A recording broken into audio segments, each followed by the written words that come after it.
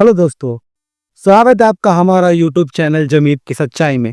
दोस्तों, जमीन की सच्चाई एकमात्र ऐसा चैनल है जो जमीन से जुड़ी समस्याओं के बारे में आपको रूबरू करवाता है, यहाँ तक कि उससे हुई परेशानियों के बारे में आपको जागरूक करता है, आपको समाधान तक बताता रहता है। दोस्तों, आज का हमारा जो टॉपिक है कुछ ऐसा ही से जिसकी वजह से हर एक दूसरा आदमी परेशान है। हर एक ग्रुप में, एक गांव में, एक शहर में हर एक दूसरा आदमी परेशान है। ऐसी परेशानी जिसको कोई वकील बता नहीं पाता है। हालांकि वो लोग वकील के पास पहुंच तो पाते नहीं है। वो लोग बस जो है कि आपस में ही बातचीत करके देख करके जमीन ले लेते हैं, और जमीन लेने के बाद रजिस्ट्री जब करा लेते हैं तो उनका नामांतरण नहीं होता है। और तो और वो अगर चाहते हैं कि जमीन बेच पाए तो वो जमीन बिक नहीं पाती है, यानी कि वो ऐसा पान बन जाता है कि न वो पान चबा पाते हैं लोग, नहीं थूक पाते हैं और नहीं खोट पाते हैं। ऐसा काटा और ऐसा पान। जी हाँ दोस्तों, आज का हमारा टॉपिक कुछ ऐसा ही है, ध्यान दीजिएगा। और हाँ, वीडियो शुरू करने से पहले मैं बता दूं, जिन भाइयों ने हमारा चैनल जमीन की सच्चाई अभी तक सब्सक्राइब नहीं किया है तो वीडियो को लाइक कर दीजिए और चैनल को सब्सक्राइब जल्द से जल्द कर दीजिए, क्योंकि ऐसा इंफॉर्मेशन आपको हमारे अलावा जो कि आपकी अपनी भाषा हिंदी में स्पष्ट रूप से समझाने वाला कोई नहीं मिलेगा। आप पूरी यूट्यूब की हिस्ट्री जो है खंगार लेंगे, इनलाइन बाइलाइन चेक कर लेंगे, तब भी आपको नहीं कोई भाई मिलेगा बताने वाला वैसा। ध्यान दीजिएगा दोस्तों, हमारा टॉपिक क्या है। खतौनी में लिखा ये 3 शब्द आपकी जमीन बिकने नहीं देंगे। सोचिए, आप सोचें कि भाई हम जमीन पे किसी प्रॉपर्टी पे इन्वेस्ट कर लेते हैं, या फिर कोई ऐसी इमरजेंसी, कोई ऐसी दिक्कत जिससे आप जमीन बेचने जाएंगे, जमीन बिक ही नहीं पाएगा। इतनी बुरी हालत हो जाएगी कि भाई साहब जमीन कोई देखने तक नहीं आएगा आपकी जमीन को। सभी लोग जैसे क्या बोलते हैं, सांप को देख के लोग भाग जाते हैं, वैसी वाली हालत हो जाएगी। आपकी जमीन हो जाएगी सांप, और कस्टमर आएगा सांप को देखते ही भाग जाएगा, वो हालत हो जाएगी। ध्यान दीजिएगा दोस्तों, हमने हमेशा की तरह कुछ जो है क्वेश्चन लिख रखे हैं पहले से। अगर आपके इसके अलावा भी कोई अगर सवालात हो तो आप मुझे कमेंट बॉक्स से मैसेज कर सकते हैं। कोई भी कैसा भी आप सवाल करेंगे मैं आपको उसका जवाब जरूर दूंगा। अगर मुझे लगेगा कि आपने जो क्वेश्चन पूछा है मुझसे, इन जो सवालात आपने किया है, उसका मैं जवाब आपको अच्छे से नहीं दे पाऊंगा, यानी कि मैं आपको अच्छे से समझा नहीं पाऊंगा कमेंट में, तो मैं आपके लिए वीडियो के माध्यम से समझाऊंगा। आगे बढ़ते हैं दोस्तों, ध्यान दीजिएगा। हमारा पहला क्वेश्चन है, अविवादित शब्द का असली मतलब। दोस्तों, अविवादित, खतौनी में जब किसी खातेदारक के आगे अविवादित लिखा होता है या फिर उसके गाटा संख्या वगैरह में लिखा होता है तो लोग सोचते हैं कि इसमें पहले केस था, कोई झंझट आपत्ति वगैरह थी, अब तो मैटर जो है क्लियर हो चुका है। लोग ध्यान नहीं देते हैं और एजेंट आपको बोल देता है भाई साहब अगर आप किसी को बता देंगे तो जमीन बिक जाएगी, किसी को पता चल जाएगा, मार्केट में ज्यादा हल्ला हो जाएगा। और ये चीजें आपको एकदम कानो कान खबर नहीं होनी चाहिए, वैसे करना है। और आप एकदम सुमड़ी में एकदम चुपके से आसानी से बिना वेरिफिकेशन के जमीन ले लेते हैं, वो अविवादित वाली जमीन। हालांकि उस पर कोई मामला नहीं है, लेकिन वो पेपर पे नहीं है, क्योंकि राजस्व विभाग के रिकॉर्ड में जरूरी नहीं है कि उसके रिकॉर्ड में अगर नाम पे किसी का आपत्ति, केस, झंझट कुछ भी रहेगा तो उस पर रहेगा। किसी का जमीनी मैटर पे भी हो सकता है, जमीनी मामला भी हो सकता है, सामाजिक झगड़ा हो सकता है। अब अविवादित वाली जमीन जब भी ले रहे हैं आप, अगर उस पर लिखा हुआ है तो आप बिना वकील के वेरिफिकेशन करवाए, लिखित रूप में वेरिफिकेशन करवाइए, उसके बाद आप जमीन के बारे में आगे बढ़िए। और हाँ, एक और बात है बहुत ही इंपॉर्टेंट और बहुत ही महत्वपूर्ण। आप लोग वीडियो को बहुत ही ध्यान से देखिएगा, पूरा देखिएगा, क्योंकि वीडियो के एंड में हम बताएंगे आखिर में कि एक जमीन लेने का असली तरीका क्या है। अगर आप उसको स्टेप बाय स्टेप फॉलो करेंगे तो आपकी जमीन बहुत ही सुरक्षित तरीके से आपके सपनों की कमाई, आपके सपनों का आशियाना बनाने के लिए जो आप जमीन लेंगे, उस पर कोई भी कल को बुलडोजर नहीं चला सकता, ना ही कोई क्या बोल सकते हैं उसको, तुच्छ आदमी, 2 कौड़ी के लोग जो आते हैं बोलते हैं आपत्ति करने लगते हैं लोग, वो लोग भी नहीं आ पाएंगे। सरकार भी आपकी जमीन नहीं छीन सकती अगर आप उस स्टेप को स्टेप बाय स्टेप फॉलो करके आप जमीन लेंगे तो बने रहेगा वीडियो के एंड में आपको बता के। बढ़ते हैं टॉपिक की तरफ दोस्तों। सेकंड टॉपिक हमारा क्या है, पहला खतरनाक शब्द अविवादित, जो कि मैंने आपको बताया ये बहुत ही बुरा चीज है, अविवादित।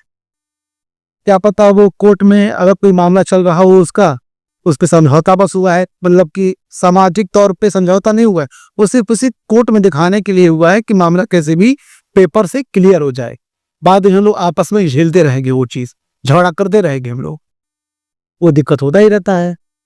और आपत्ति वाली जमीन आप बिना वेरिफिकेशन करवाए ले लेते हैं और आप फंस जाते हैं।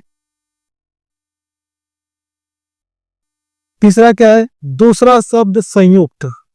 दोस्तों संयुक्त यानी एक साथ वाली जमीन, ऐसी जमीन जिसपे कई लोगों का हिस्से बंटवारे होते हैं। मान लीजिए 5 लोग, 5 भाई कोई हैं, वो तो हो गए संयुक्त में एक साथ। और उन लोगों ने ऐसे सोचा कि बहुत ही समझदारी से आपस में बैठ करके उन्होंने बंटवारा कर लिया, बंटवारा कर लिया उन्होंने।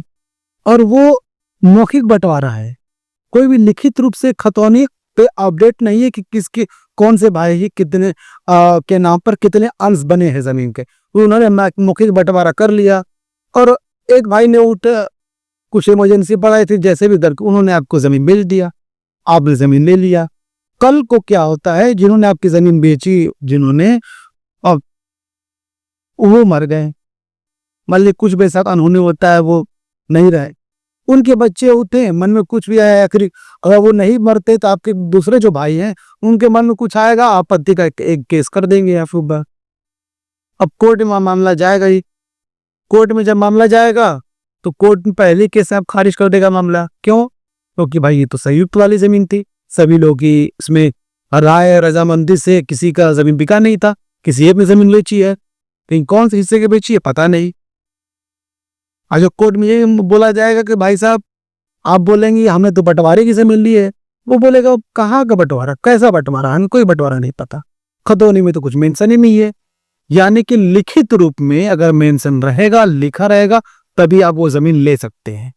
और अगर साझेदारी में कई भाई जमीन पे हैं, अभी बंटवारा भी नहीं है, तो भाई साहब ये समझ लीजिए कि आपको वो जमीन तब लेनी है जब सभी भाई उस पे साइन करेंगे तब। और कौन से हिस्से की जमीन बेच रहे हैं वो भी उस पर बताया जाए, मेंशन किया जाए नक्शे के साथ। और वो भी बिना वेरिफिकेशन करवाए तो जमीन को हाथ भी नहीं लगाना है आपको। मतलब भूल जाइए, सोचिए ही मत उस जमीन को। मैं तो सीधा ये राय दूंगा कि संयुक्त खाते वाली जमीन के बारे में सोचना ही नहीं चाहिए, ये आप लोग याद रखिएगा। अगला हमारा क्या क्वेश्चन है, ध्यान दीजिएगा। तीसरा सबसे खतरनाक शब्द विवाद संभावित। विवाद संभावित यानी कि उस जमीन पर, जो जमीन आप देख रहे हैं या फिर देख रहे हैं या फिर बेच रहे हैं, वो जमीन पे कोई विवाद है, कोई केस चल रहा है, कुछ भी हो सकता है, बंटवारे को लेकर के, अंश को लेकर के, या फिर किसी पड़ोसी का हो सकता है, या यहाँ तक कि उस पे विरासत को लेके हो सकता है, कुछ भी, यानी कि उस पे केस है, साफ बात। अब केस वाली जमीन को नाम देखते ही आपको अपने कदम पीछे ले लेने हैं, कितनी भी सस्ती वो जमीन क्यों ना मिले आपको, कितनी भी सस्ती मिले, लोग एजेंट बोलेगा कि आप जमीन पहले ले लीजिए, रजिस्ट्री करा लीजिए। और आप बोलेंगे भाई जब रजिस्ट्री हो जाएगा तो दिक्कत ही क्या है। तो मैंने आपको हर एक वीडियो में बताया है, रजिस्ट्री जो है वो सिर्फ एकमात्र जमीन खरीदने का, यानी कि ट्रस्ट बैंक का काम करता है। वो सिर्फ और सिर्फ वो जमीन खरीदने का जरिया है, न कि वो जमीन का मालिक आपको बनाता है। रजिस्ट्री हो जाएगी कोई भी जमीन, कैसी भी जमीन, लेकिन वो नामांतरण नहीं होता है, यानी कि दाखिल खारिज नहीं होगा, वो विवादित वाली चीजें पे सिर्फ खारिज हो जाएगा आपका मामला। और आप जमीन आप खरीद भी लेंगे और आप झेलते रहिए 10 से 20 साल केस। ऐसे मामलों में 10-20 साल केस चलता ही चलता है। आपके मरने के बाद आपके बच्चे भी झेलते रहेंगे परेशानी केस को लेकर, और वो भी कोसते रहेंगे कि पापा तो हमारे मर गए, पिताजी तो हमारे मर गए। अब्बू पिता जो भी होता, आप लोग अपने बच्चे बोलते हो, मैंने किया वो सीधा बोल रही पेरेंट्स हमारे मर गए, लेकिन उनकी मुसीबत, गले की मुसीबत हमारे ऊपर है और अभी तक हम लोग झेल रहे हैं। क्योंकि आपने अपने बड़े बुजुर्गों से सुना होगा, जमीन वाला मामला भाई साहब जिंदगी भर चलता रहता है। बहुत ही कम मामलों में, कम केसों में मामला जल्दी से निपट जाता है, लेकिन नहीं। अगला क्या है, लोग यहाँ सबसे बड़ी गलती क्या करते हैं, लोग यहाँ सबसे बड़ी गलती ही करते हैं कि बिना वेरिफिकेशन, बिना जांच पड़ताल किए जमीन पे कूद जाते हैं। कि हमें तो जमीन चाहिए, आप ले लेते हैं। और जब आप कब्जा करने लेने जाते हैं जमीन को, क्योंकि आप सही तरीके से तो लेते नहीं है, पहले आप रजिस्ट्री कराए, फिर आप जब कब्जा लेने गए घर घर वगैरह बनाने के लिए, वहाँ पे कुछ लोग आएंगे, लाठी डंडा लेके गोली बारूद चलाने, आप मार भी खाएंगे और मर भी जाएंगे, नहीं साइड हो जाएंगे, आपको लोग कब्जा लेने नहीं देंगे, क्योंकि आपने अपने जो पैसे लगाए हैं वो ध्यान नहीं दिया, आप गए गड्ढे में फेंक दिए, वैसे वाले हालत हो गई। क्योंकि अगर आप जब लाखों रुपए खर्च कर रहे तो बिना वेरिफिकेशन के, बिना जांच पड़ताल के जमीन मत लीजिए। आप पहले वकील से वेरिफिकेशन करवाइए, उसके बाद वकील बोले तो सब सही है, उसके बाद भी आप जहां पे जमीन ले रहे हैं उसके अगल बगल आसपास पड़ोसियों से जमीन के बारे में बात कीजिए। जमीन कैसी है, क्या दिक्कत है, कुछ अच्छी है कि नहीं है, कुछ भी दिक्कत सब पूछते रहिए उनसे। एक पड़ोसी गलत बोलेगा, दूसरा गलत बोलेगा, तीसरा गलत नहीं बोलेगा, चौथा गलत नहीं बोलेगा, कोई ना कोई तो आपको बताएगा हकीकत क्या है। ऐसे बात सुनते ही, परेशानी सामने आते ही, अगर आपकी परेशान उसकी जो जमीन की जो परेशानी है वो सामने आ जाती है, वो पता चल जाता है, तो आप अपने कदम पीछे ले लीजिएगा, भले ही वो कितनी भी जमीन आपको सस्ती क्यों ना मिल जाए, उसके बारे में आपको सोचना ही नहीं है। सटो क्या है, 2026 के बाद यह गलती क्यों भारी पड़ेगी। अगर मान लीजिए ऐसे कुछ मामलों वाली अगर आपने जमीन ले ली, तो पहले क्या था 2025 वगैरह में, 2025 के एंड तक जब आप दाखिल खारिज करा देते थे तो मैनुअली होता था, अगर कोई भी दिक्कत वगैरह परेशानी होती थी तो मैनुअली एडजस्ट भी लोग कर देते थे, दो पैसा इधर उधर खर्च करके। आप लोग समझ रहे होंगे, करप्शन का जमाना है, करप्शन खिला करके इधर उधर मामला सेट हो जाता था। लेकिन अब क्या है, वो ऑटोमेटिक हो चुका है, 2026 में ऑटो म्यूटेशन होगा, यानी कि दाखिल खारिज ऑटोमेटिक हो जाएगा। रजिस्ट्री के बाद आपको अप्लाई करने की जरूरत नहीं है, सिस्टम ऑटो अपडेट ले लेगा, थोड़ी सी भी परेशानी दिखेगी वो सीधा खारिज कर देगा, सीधा एग्जिट, आपका मामला जो है फिर से फंस जाएगा। अब मैं आपको बताऊंगा कि जमीन लेने का सही और सेफ तरीका क्या है, अगर उसका फॉलो करेंगे तो एक जमीन आप सुरक्षित तौर पे ले पाएंगे, जिंदगी भर आपको ना सरकार परेशान कर सकती है, ना कोई व्यक्ति, ना कोई तुच्चा आया गया 2 कौड़ी का व्यक्ति परेशान नहीं कर सकता आपको। ध्यान देना दोस्तों, पूरा स्टेप बाय स्टेप फॉलो करना है आपको। और हाँ, अभी तक जो हमें देखते आ गए हैं इतने देर तक, उन लोगों ने वीडियो को लाइक नहीं किया है तो भाई साहब शर्म कीजिए, जल्द से जल्द वीडियो को लाइक कर दीजिए और चैनल को सब्सक्राइब कर दीजिए, क्योंकि ऐसा इन्फॉर्मेशन हम कहीं नहीं मिलेगा। अब आप लोग कर ही दीजिए, बहुत लेट कर दिया आप लोगों ने, सब्सक्राइब कर दीजिए आप लोग। ध्यान दीजिएगा, आप सबसे पहले जो टॉप स्टेप है वो है खतौनी। आपको लेनी है खतौनी। खतौनी कौन देगा? जमीन का मालिक से अगर आपकी डायरेक्ट बात है तो आप मालिक से ले सकते हैं, या फिर एजेंट से लीजिए, एजेंट भी वाया आपको देगा, घुमा फिरा के देगा, मालिक से ही लेकर के आप खतौनी लीजिए और सीधा रहे कचहरी, किसके पास? वकील के पास।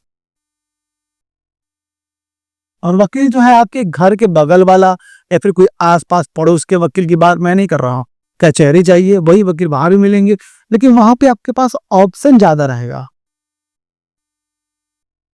क्योंकि इन मामलों में जितना टाइम लगाएंगे उतना दिक्कत होता है, जमीन हाथ से भी जा सकती है अच्छी जमीनें।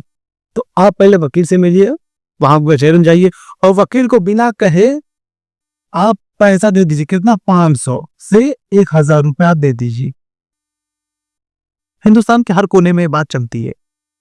और वकील क्यों करना है? क्योंकि आपको अपनी जमीन का मुआयना कराना है, वेरिफिकेशन करवाना है, और उस वकील को पकड़ना है जो वकील जमीनी मामला देखता हो। किसी भी ऐरू गैरू वकील को नहीं पकड़ लेना है, जिसका प्रोफेशन ही जमीनी मामला देखना हो, उसको लीजिए और उससे पहले भाई साहब मेरे जमीन का मुआयना कर दीजिए, जो मैंने पेपर दिया है वो करेगा मुआयना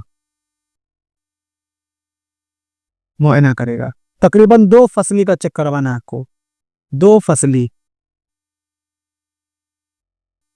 में वो चेक करके ये बताएगा पूरा मुआयना में, वेरिफिकेशन में, कि जमीन पे कोई केस तो नहीं है, जो जमीन का मालिक जो बेचने के लिए आपको बोल रहा है उसके नाम पे जमीन है भी कि नहीं, क्या पता वो खातेधारक मर चुका हो, विरासत पे जमीन हो, कोई परेशानी है, आपत्ति है, क्या पता वो पोखरे की जमीन है, तालाब की है, नाली की है, रास्ते की जमीन है, वो सब बताएगा, वो सब चीज चेक करेगा, जिससे आपको परेशानी हो सकती है तो भविष्य में। 2 फसली में तकरीबन वो जमीन की पूरी जन्म कुंडली निकाल देगा, कहाँ से जमीन पैदा हुई और अभी तक किन टुकड़ों में घूमते घूमते वो आई है अभी तक। अगर ऐसा कुछ दिक्कत होता है, वकील बोलता है कि जमीन लेने लायक नहीं है, आप तुरंत सतर्क हो जाइएगा। अपने कदम को लेना है पीछे और उस जमीन के बारे में भूल जाना है। एजेंट कितना भी बोलता है कि आइए आपको 2 लाख और सस्ते में दिला देंगे, ऐसी कोई बात नहीं है, भूल जाइए, बात ही नहीं करनी है। और अगर वकील बोलता है जमीन बहुत साफ सुथरी है, एकदम शुद्ध जमीन है, कोई दिक्कत नहीं, आप ले सकते हैं, अपने कदम आगे बढ़ा सकते हैं, फ्यूचर में कोई दिक्कत नहीं होगी, आप बेफिक्र होकर वो जमीन लेने के लिए आइएगा उस जमीन पर। और वहां बुलाना है जमीन के मालिक को, भले एजेंट से बात है उससे या कैसे, और वहां पे आपको लेना है कब्जा। मालिक से बोल दीजिए भाई साहब मुझे तो लेना है कब्जा। कब्जा लेने का मतलब ये नहीं है, और हाँ अभी तक मैंने पैसे का नाम नहीं दिया और नहीं रजिस्ट्री का नाम दिया है, तो आप लोग ध्यान दीजिएगा। तो कब्जा लेने का मतलब ये नहीं है कि आप जमीन पे खड़े हो गए और आप माइक आपने ले लिया, लाउड स्पीकर आपने चिल्ला चिल्ला के बोल दिया सुनो सुनो सुनो, आज से जमीन के मालिक हम हैं। नहीं, जमीन पर कब्जा लेने का मतलब होता है आप ईंट मंगवाइए, सीमेंट बालू मंगवाइए और पूरे अच्छी तरह से चारों तरफ से पक्की बाउंड्री लीजिए। 5 फीट 10 फीट 20 फीट जितना आपका मन करे, कम से कम 5 फीट तक कराइए। क्योंकि कब्जा लेना एक सही तरीका भी है जमीन लेने का। और कब्जा लेने के दौरान अगर कई मामलों में ऐसा देखा गया है कि खतौनी वगैरह पेपर वगैरह में कोई आपत्ति नहीं होती, कोई दिक्कत नहीं होता है, लेकिन जमीनी मामलों में ऐसा होता है। जमीनी रूप में किसी को भी आपत्ति रहे, किसी को परेशानी रहेगी, वो लोग सामने आ जाएंगे और चिल्लाने लगेंगे आपको कब्जा लेने नहीं देंगे। आप तुरंत आप क्या करना है आप समझ गए हैं, आपको जमीन नहीं लेना है फिर। और अगर ऐसा कुछ वादा नहीं होता है तो मुबारक हो, आपको जमीन की रजिस्ट्री से पहले आपको जमीन पर कब्जा मिल चुका है। सही, ठीक है। और आपको आना है बैंक, कब्जा देने के बाद आना है आपको बैंक, करना है आपको आरटीजीएस। आपको बैंक के थ्रू ही सिर्फ पैसा देना है, किसी और भी तरीके से आपको पैसा नहीं देना है, भले वो कैश मांगे चाहे कुछ करे। आप सीधे बोल दिए भाई साहब मेरी मेहनत की कमाई है, मैं आपको सिर्फ एक नंबर के थ्रू से ही दूंगा, बैंक के थ्रू। अगर आपको एजेंट को भी देना है तो आप एजेंट को कमीशन बैंक के थ्रू आरटीजीएस के माध्यम से दीजिएगा। पेमेंट हो जाता है। अब आपको आना है रजिस्ट्री के लिए।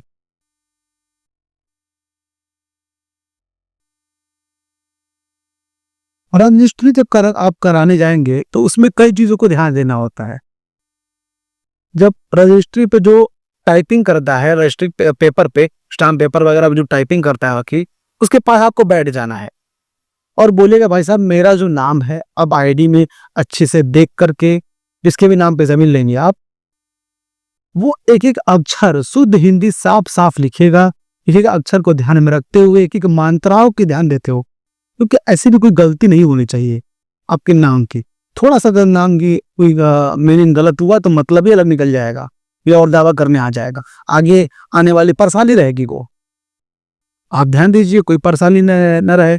यहाँ तक अगर पति पिता पुत्री पिता कुछ भी रहता है ऐसा, वो सब भी ध्यान दीजिए। यहाँ तक कि आपकी जमीन का जो सीमांकन है, जो एग्जैक्ट आपका जो अंश बनता है उतना ही अंश उस पर लिखा जाना चाहिए, न ही ज्यादा न ही कम। इन बातों का आपको ध्यान देना रजिस्ट्री के दौरान। और मान लीजिए कई लोगों का ऐसा हो चुका है, उसमें संशोधन करवाना है, तो आप समय रहते ही संशोधन के लिए अप्लाई कर दीजिए। नामांकन से पहले, डॉक्टरी खारिज से पहले ये प्रोसेस कीजिए आप। तो ये बात आपको ध्यान देना। उसके बाद तकरीबन 1 हफ्ते बाद आपको नामांतरण करना है। अब तो ऑटो हो गया है 2026 में, आपका ऑनलाइन अप्लाई हो जाएगा नामांतरण के लिए, यानी दाखिल खारिज के लिए। ये ऐसी प्रक्रिया है नामांतरण, जब तक आप नहीं कराएंगे तब तक आप मालिक नहीं कहलाएंगे जमीन के। यानी कि वो ऐसा प्रोसेस है जो कि राजस्व विभाग के रिकॉर्ड में पुराने वाले मालिक का नाम हटा करके आपका नाम दर्ज हो जाएगा, आपके नाम से आदेश हो जाएगा, तभी आप असली मालिक कहलाएंगे जमीन के। और नामांतरण के 1 हफ्ते बाद आप ऑनलाइन चेक करते रहिए, सीसी सेंटर से या फिर अपने खुद से चेक करते रहिए, अपने गूगल से चेक करते रहिए। अगर खतौनी में नाम दिखाई देता है पुराने वाले का नहीं, आपका नाम दिखने चालू हो जाए, तो मुबारक हो, आपने बहुत ही सेफ और सही तरीके से जमीन खरीद लिया और उसके मालिक बन गया। अब आपको फ्यूचर में सरकार ही क्यों ना हो, आपको हिला नहीं सकती वहां से। अगर आप इस स्टेप को फॉलो करेंगे तो बहुत ही सेफ और सही तरीके से जमीन ले पाएंगे। अब मैं आपको मैं बताऊंगा कि इसके हिसाब से मैं आपको लिखित रूप में सही सही और सेफ एडवाइस क्या देना चाहूंगा, ध्यान दीजिएगा। मेरी साफ सलाह है कि सिर्फ अविवादित देखकर कभी जमीन मत खरीदिए। खतौनी का पूरा कॉलम पढ़िए। संयुक्त और विवाद संभावित शब्द से सावधान रहिए। जरूरत पड़े तो लेखपाल या वकील से लिखिए, लिखित रूप में राय लीजिए। अगर जरूरत पड़े तो मैं आपको बोलता ही रहता हूँ, वकील या फिर लेखपाल से लिखित रूप में राय लीजिए आप। एक दिन की जांच सालों की मुसीबत बचा देती है। सालों की मुसीबतें पड़ने से आप बच सकते हैं। यानी कि आपने अपने सपनों का जो आशियाना बनाने के लिए, अपने बच्चों को सर पे छत देने के लिए जो आपने जमीन खरीदी थी, वो डूब सकती है अगर आप इन बातों का ध्यान नहीं रखेंगे तो। याद रखिए, जमीन का फैसला बहुत ही सोच समझ कर लिया कीजिए, क्योंकि कोर्ट में भावनाओं से नहीं सबूतों पर दलीलें दी जाती हैं और उसी के हिसाब से फैसला सुनाया जाता है। अब मैं तो आपको यही कहना चाहूंगा, जमीन जब भी लीजिए उसका अच्छे से वेरिफिकेशन कीजिए, तब आप जमीन के आगे स्टेप बाय स्टेप उसको फॉलो करते रहिए, रजिस्ट्री और नामांतरण तक का। ठीक है दोस्तों, तो आपको अगर वीडियो अच्छा लगा तो वीडियो को लाइक कीजिए, चैनल को सब्सक्राइब कीजिए और इस वीडियो को ज्यादा से ज्यादा लोगों तक शेयर कीजिए। उन लोगों तक यह वीडियो पहुंचना बहुत जरूरी है जो लोग जमीन लेने वाले हैं या फिर लेने के बाद इन मामलों में फंस चुके हैं। और आप लोग कमेंट बॉक्स में मैसेज जरूर कीजिएगा, आपको कोई भी दिक्कत हो, कोई परेशानी हो, आप हमसे सवाल कीजिए, मैं आपको जवाब दूंगा। जो परेशानी आपको, यानी कि जो परेशानी, जो निवारण आपको वकील नहीं बताएगा, उसको मैं आपको बताऊंगा, उसका समाधान बताऊंगा दोस्तों। ठीक है दोस्तों, बढ़ते अपने आखिरी लाइन की तरफ। फिर मिलेंगे दोस्तों किसी नए वीडियो में, किसी नए टॉपिक की तरफ। तब तक हमें दीजिए इजाजत। जय हिंद दोस्तों।